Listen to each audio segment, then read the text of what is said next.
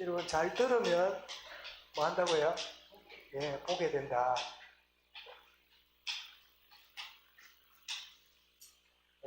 제가 평소에 이렇게 묵상하는 가운데 하나님 주시는 말씀들을 정리를 해뒀다가 오늘 이 말씀을 나누면 되겠다 하는 그런 마음인데, 우리는 이 세 가지 나라를 우리가 접하고 있습니다.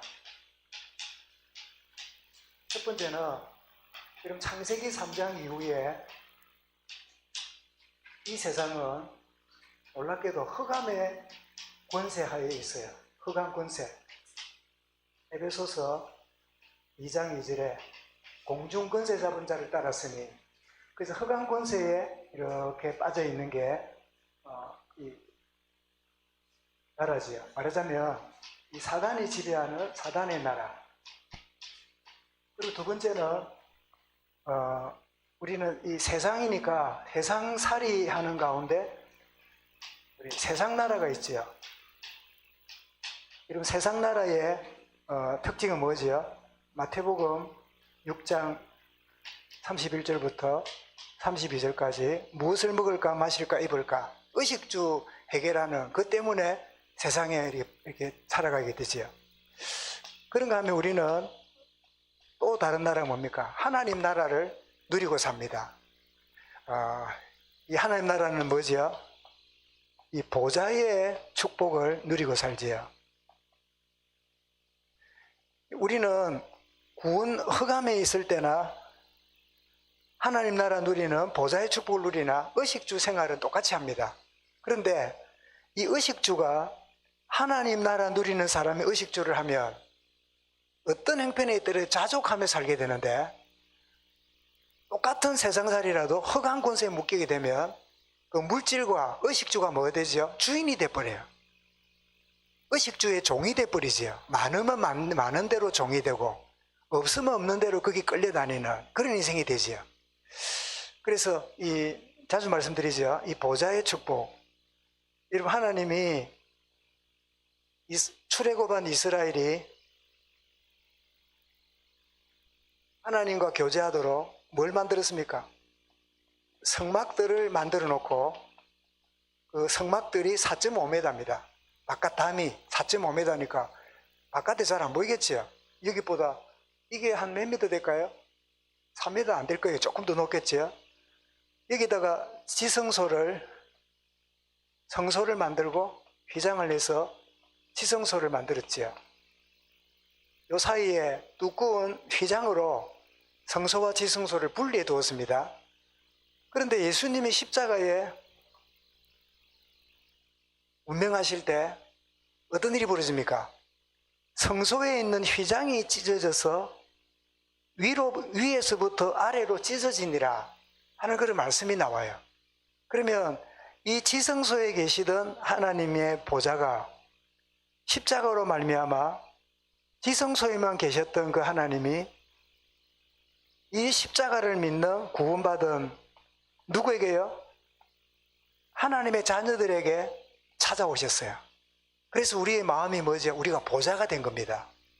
너희는 하나님의 성령이 거하는 성전인 줄을 알지 못하느냐?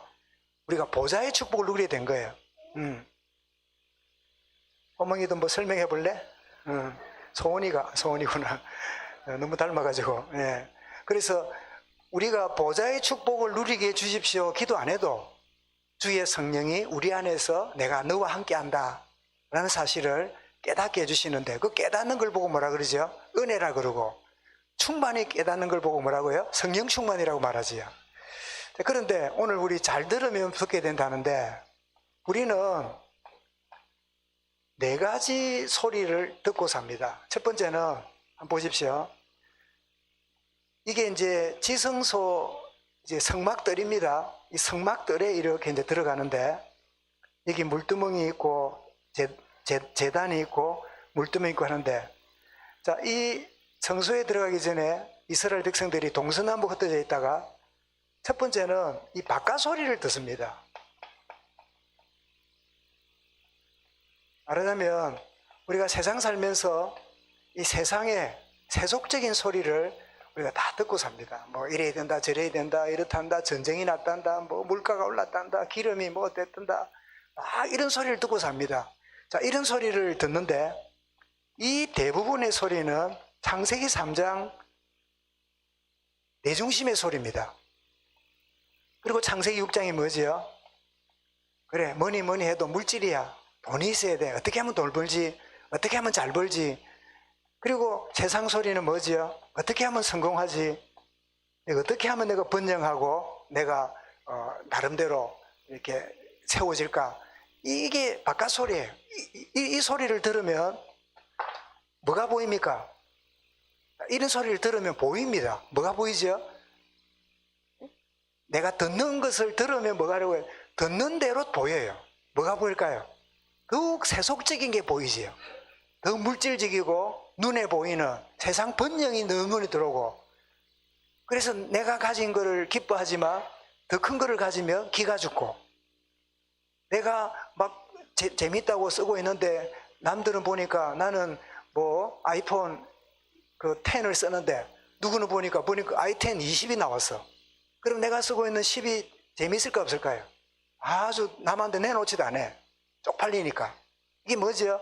세상 소리 들으니까 자존감 없이 그래 되는 거야. 제가 말씀드린 거 불신자가 아니라 신자도 마찬가지입니다. 신자들이 바깥 소리를 너무 듣다 보면 거기에 맞춰 살아요. 나도 이래야 되고 저래야 되고 그래야 되는구나, 이렇게. 그러다가 또 우리는 어떤 소리를 듣냐면 성막들에 와서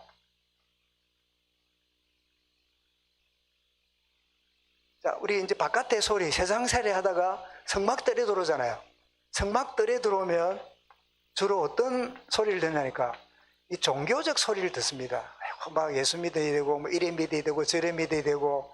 주로 우리 종교적인 거는 종교적이다 이럴 때 그게 뭐지요? 하나님이 이루신 게 아니고 내가 이루어가는 겁니다.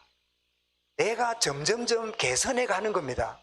내 노력이 하나님이 원하시는 수준을 도달하는 게 종교적입니다. 이렇게 믿어야 되고 저렇게 믿어야 되고 이렇게 믿으면, 그렇게 이 종교적인 소리를 들으면서 듣다 보면 이제 찾아오는 게 있지요. 그리고 보세요. 내가 지금 성막들에 들어왔습니다. 들어왔는데도 바깥에서 들리는 소리가 이 담을 넘어서 들어올까 안 들어올까요? 들어옵니다. 그리고 교회 와도 여러분은 어떻습니까? 별거 아닌 일에 신경을 쓰고 사는 거야. 예배가 제 집중이 안 돼. 앉아 있어요.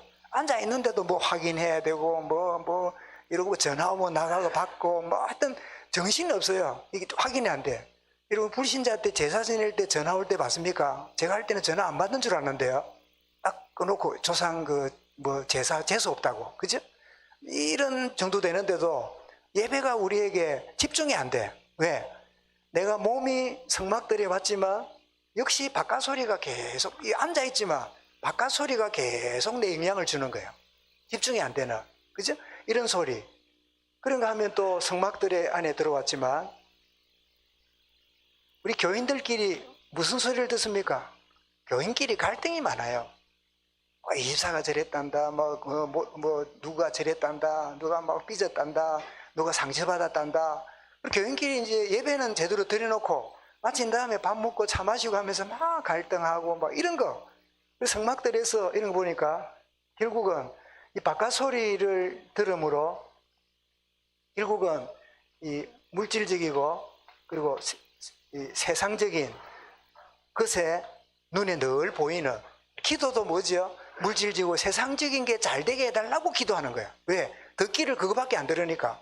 그런 걸 들으니까 항상 보이는 게 뭐죠? 그걸 보는 거죠. 또 교회 안에서도 성막들에 와서 종교적이고 바깥 소리 기울이고 갈등하고 이러다 보니까 어떤 신앙이 되니까 굉장히 의례적인 형식적인 신앙이 되면서, 여러분 의례적인 것도 필요합니다. 형식이 필요합니다. 근데 문제는 뭐니까 하나님과의 관계가 없어요.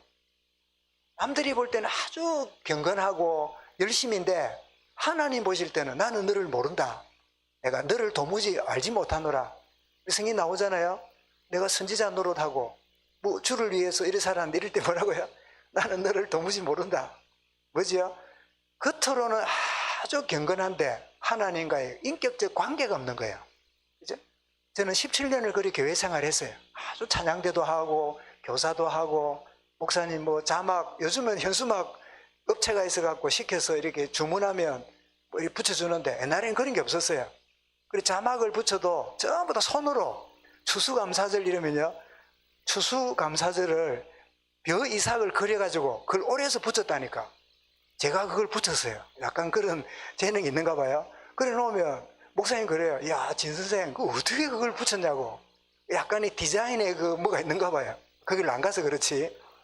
그 제가 말하고자 하는 거는 그 뭐 잘한다는 게 아니라 그래 했는데 하나님과 인격적 교제가 없어요. 종교생활에. 내가 바깥에 있을 때는 바깥 소리 듣지만 뜰에 들어왔는데도 여전히 그 소리에 영향을 받다 보니까 내가 하나님과의 관계가 안 되니까 내가 얼마나 교인들이 나를 인정해주고 목사님이 나를 인정해주고 그런 쪽에 사람 관계 속에서 내가 인정받나 안 받나 그런데 그게 자꾸 보이는 거예요. 그러다 보니까 여러분 주로 교인들이 어떤 데 상처받습니까? 말을 좀 이렇게 하고 저렇게 하고 이럴 때 무시당했다고, 나를 깔봤다고, 나를 업신여겼다고, 나를 이렇게 모른 척했다고. 그런 그 사람들이 이제 그래 말은 안 하고 저 교회는 사랑이 없다면서 사랑이 없다면서. 그 말이 뭐지요? 자기가 이 교회, 이 조직 이게 구성원 속에서 인정받는 거기에 목을 매는 거예요. 그게 뭐죠? 성막들의 그런 소리 듣다 보니까 그래 지내지요. 그런가 하면 세 번째로 이제는 성소에 들어오면, 이 성소에 들어오면 소리가 있습니다. 여러분 성소에 들어오면 무슨 소리 있을까요? 등불 하는 소리가 납니다. 성소에 7 금초대가 있잖아요. 그러면 지금은 전기가 이렇게 소리가 안 나지만 옛날에 등불 같은 거 켜고 촛불 같은 거 켜면요 심짓하는 소리가 나요. 그거 나는 게 끄덕거리는 사람은 제법 오래 사는 사람이라. 우리 설하나 혜인이는 무슨 소리인지 몰라. 우리 혁재 이런 데는 잘 몰라. 심짓하는 소리를 기억하는 사람 오래 사는 거예요. 우리 문집사도 잘 모르지요? 그래 모를 거야. 뭐 전기 세대니까. 응? 그러니까 등불 타는 소리가 나니까 이 감람류가 타니까 냄새도 괜찮겠지요. 그러니까 종교적 이렇게 예배 분위기에 듣는 겁니다. 찬양 좋다. 말씀이 참 괜찮네. 뭐 이렇게 소리를 듣는 겁니다. 그리고 향단이 있잖아요. 그 향단은 뭐합니까? 제사장이 제사 드리는 사람을 위해 기도하잖아요. 그 제사장의 기도 소리가 있습니다. 제사장이 기도하는 기도 소리. 이제 우리식으로 말하면 이제 뭐 대표 기도라든지 이런 기도를 같이 이제 듣는 겁니다. 그렇게.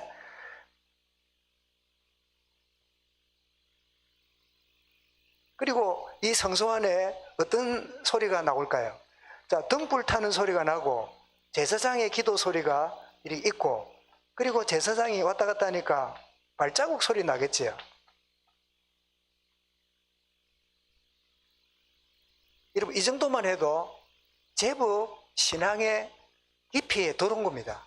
왜냐하니까 기도의 마음이 열리고 또 등불을 타듯이 하나님께 헌신하는 이런 것들이 감동이 되고 다가오는 거예요. 그죠? 그래서 어떻습니까? 이제 그때부터 내게 변화가 일어나고 혹은 이렇게 내가 성숙해지는 그런 축복을 누리면서 뭐 이쯤 되면요 굉장히 직분을 맡아도 아주 잘할 수 있는 그런 가운데 가게 돼요.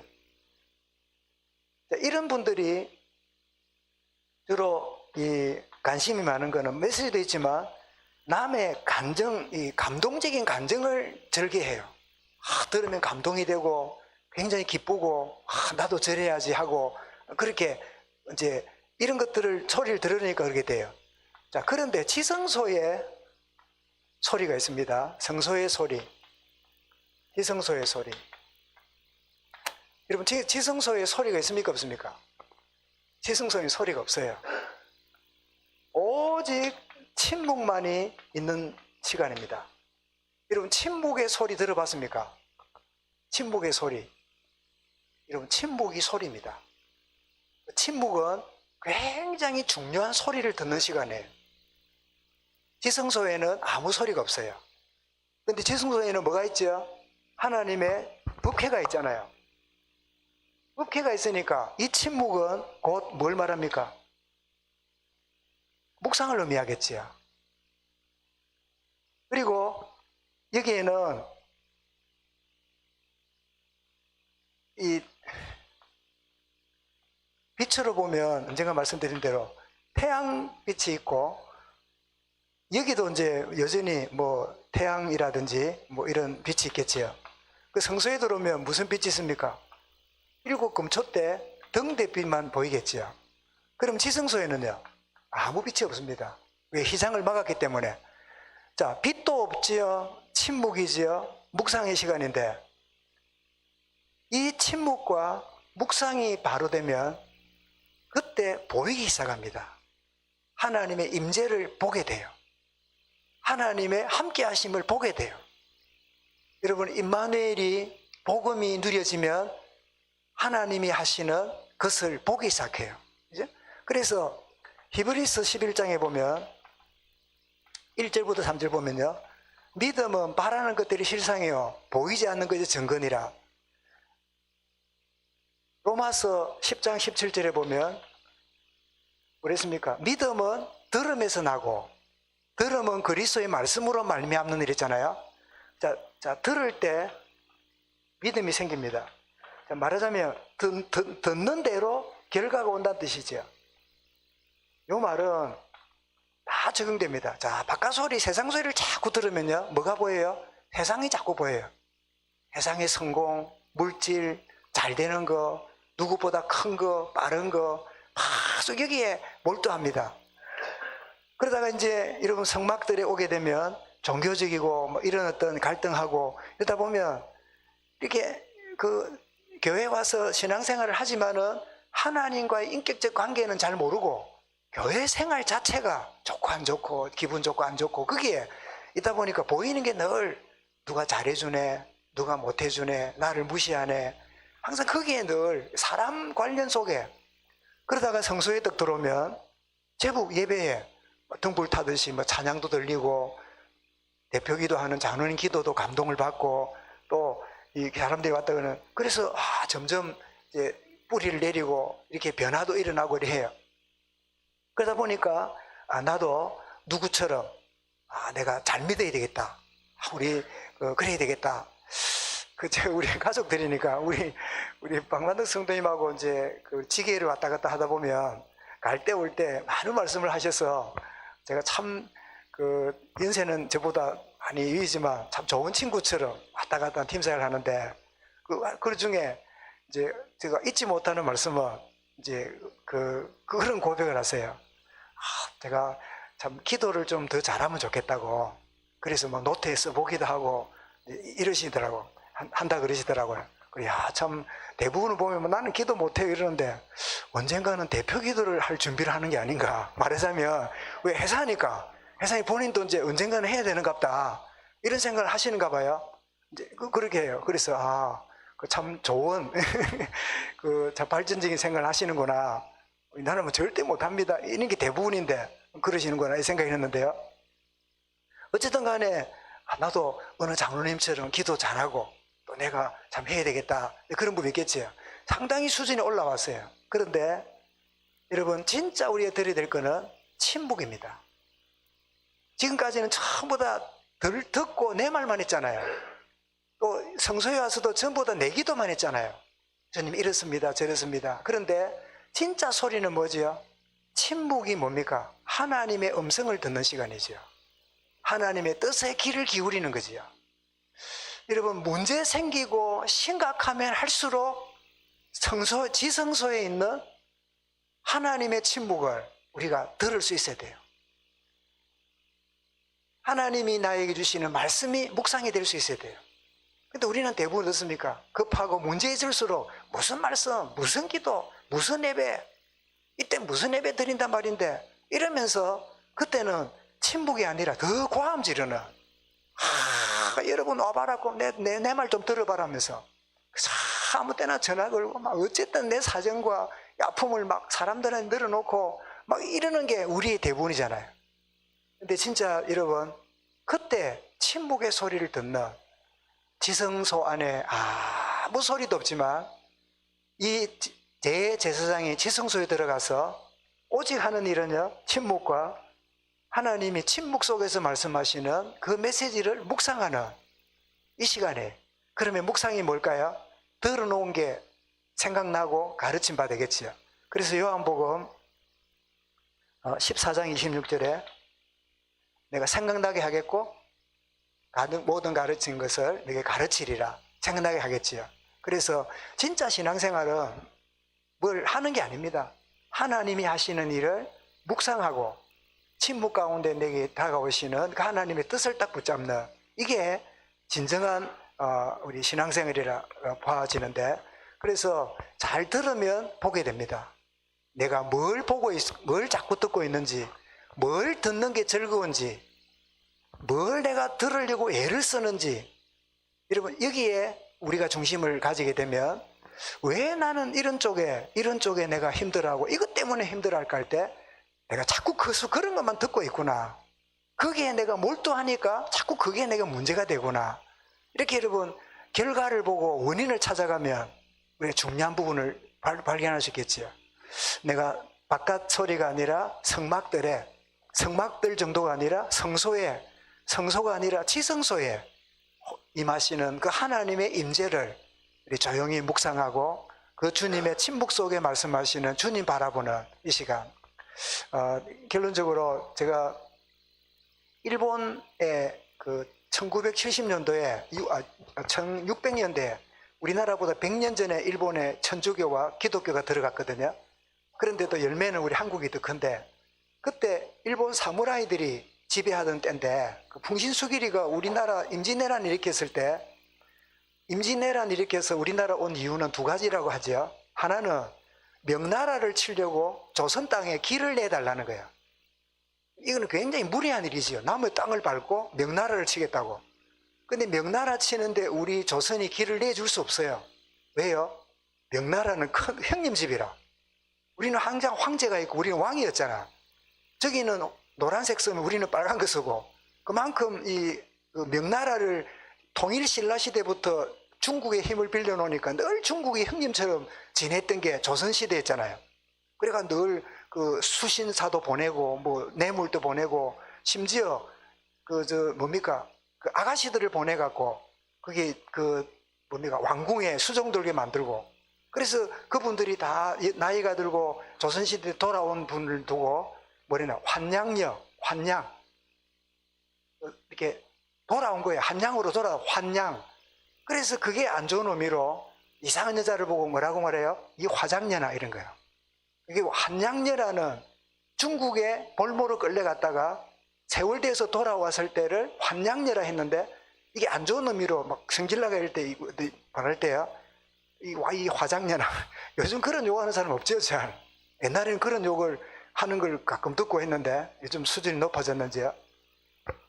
어쨌든 그런 그 시간표 속에 지내왔는데, 이 성소가 아니라 지성 속에 있는데 이 침묵이라는 거.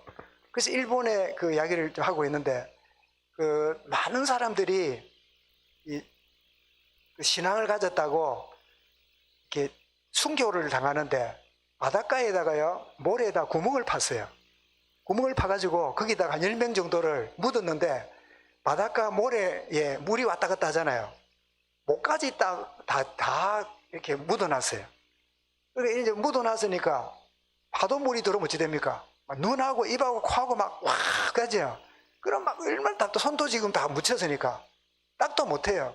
그래서 막 물이 빠져나가면요, 이래 하고 또 확 들어오잖아요. 그러면 막 죽는 거에 막 따갑고 막 괴롭고, 모래도 들어오지 막 얼마나 괴롭습니까? 그래 놓고는 어찌 합니까? 신을 부인하면 살려주고 계속 인정하면 죽는다. 계속 괴롭히는 거예요. 그래 끝까지 안 먹겠다는 게, 목 날려있잖아요. 사무라이 칼 가지고 머리를 잘라버려요. 그러면 그 길로 바로 모래사장에 덮여버려요. 그 내용을 한 게 침묵이라는 그 당시를 가지고 만든 거예요. 저도 읽으면서 이야 참. 그런데 이 저자의 고백이 뭐냐니까, 왜 하나님 침묵하십니까? 자기 백성이 이렇게 죽어가는데 어떻게 이렇게 물새는 나르고 바다는 고요하고 미풍이 나르고 이렇게 아무 태풍이라도 분다든지 막 이래줘야 될 건데 왜 하나님은 침묵합니까? 그게 주제예요. 침묵. 저는 보면서 우리 인생사례도 그죠? 왜 하나님은 침묵하지? 왜 하나님이 내버려 두지? 왜 이렇게 모르는 척하지? 너무 답답하고 막 안타까울 때를 경험할 수 있잖아요. 근데 마지막에 뭐냐니까, 그 저자가 깨닫는 게, 나도 너희들과 아파하고 있다. 나도 너희들과 힘들어하고 있다. 고통당하는 그 현장에 주님이 함께 하신다는 거예요. 그게 그냥 그 마지막 결론이에요. 제가 오래전에 읽으면서 굉장히 제게 하나님은 침묵하는 게 아니라 함께 아파하시구나. 주님이 그때 동행하고 계시구나. 그래서 우리 그 비슷한 게 있잖아요. 어느 백사장에 주님과 나와 함께 걸었네. 2발자국은 내 발자국, 2발자국은 주님의 발자국. 그런데 어려움 당하고 곤란할 때 왜 2발자국밖에 없이 2발자국은 없어졌는가? 왜 내가 힘들 때 주님이 피하고 안 계신가? 이렇게 했는데 그 뒤 뭐랬냐니까, 아닐세. 그 힘들고 어려울 때 주님이 나를 업고 걸어간 주님의 발자국이라네. 그게 이제 그 시의 내용이에요. 그렇습니다. 그죠? 정말 여러분, 때로는 답이 팍 나면 좋겠지요. 막 설교 듣다가 막 답을 팍 맞고, 말씀 듣다가 답을 얻고, 길을 가다 답을 얻고, 그런데 어떤 때는요, 그럴 땐 침묵하시는. 근데 침묵하시는 게 아니라 이게 사실은 뭐죠? 지성소에 있는 하나님의 주시는 묵상의 시간표입니다. 이때 여러분, 이런 시간표를 가진 사람들이 시대마다 시간표 속에 하나님의 크신 일을 보게 되지요. 여러분, 그 요셉이 형들 속에 있다가 노예로 가고 감옥에 간 건 뭐지요? 소외당하고 버림당하고 사람들로부터 등한시된 것처럼 보이지만 사실은 하나님과 함께 교제하는 침묵의 시간 속에 주신 언약을 회복하고 약속을 붙잡는 그런 시간이었잖아요. 그래서 우리 코로나 2년이 지나도 아직 막 번성하고 이런 가운데 왜 하나님이 빨리 해결하지 않고 이렇게 내버려 두실까 이렇게 싶지만, 하나님은 틀림없이 이런 중에 우리에게 메시지를 주고 계십니다. 그 메시지를 붙잡고 내가 잘 들으면 침묵 속에서도 말씀하시는 주님을 보게 돼요. 이 비밀을 붙잡고 어떤 가운데 있더라도 어려운 환경에도 승리하는 축복의 길을 주의 이름으로 축원합니다. 감사합니다. 주님, 우리가 듣는 것이 보이게 된다고 하셨는데 우리가 늘 무엇을 듣고 있는지, 무엇을 듣는 걸 즐거워하고 있는지 점검하게 하여서 아무 소리도 들리지 않는 지성소 속에서 하나님의 뜻과 계획을 발견했던 하나님의 사람들처럼 이 축복 누리는 우리 모든 성도들, 우리 모든 후대들 되게 하여 주옵소서. 특별히 어려움과 한계를 만나고 어찌할 바 알지 못하는 이들이 있다면 침묵 속에 말씀하시는 하나님의 큰 음성을, 하나님의 웅변적인 답을 얻는 정인들로 서도록 역사하여 주옵소서. 예수 그리스도 이름으로 기도드리옵나이다. 아멘.